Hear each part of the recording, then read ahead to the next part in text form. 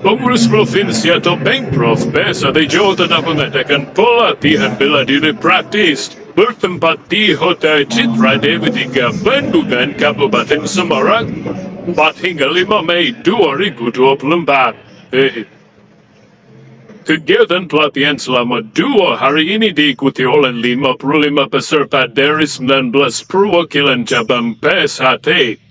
Kegiatan ini dihadiri oleh Dr. Insinyur Haji Muhammad Taufik SMSC selaku Ketua Umum BSHT, Insinyur Nur Aidi Abbas selaku Dewan Penasihat Pengprov Jawa Tengah, AM Agus Subagio SH, Biro Umum BSHT Pusat, M. Agus Susilo SMSI, Departemen Pembinaan Organisasi BSHT Pusat.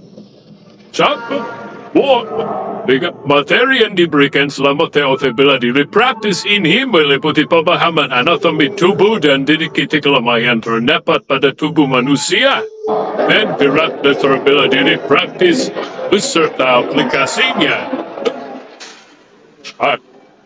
Dr. Konfri Wibowo selaku pemateri menekankan bahwa selaku praktis bela diri praktis harus menguasai 2 komponen ini. Seorang praktisi bela diri harus tahu namanya anatomi tubuh. Yang pertama, yang kedua adalah titik lemah, dan bela diri praktisi ini ada yang statis, ada yang dinamis, ya. Jadi kalau statis ini ya kita pegang tangan atau pegang kaki dan sebagainya, belum kita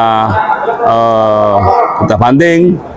Kemudian kalau dinamis ada gerakan. Nah, saya mencoba gerakannya ada 1 sampai 12 gerakan, dan ini seorang praktisi bela diri harus menguasai gerakan-gerakan dari 1 sampai 12 gerakan, sehingga dengan demikian mereka akan bisa mengaplikasikan gerakan ini.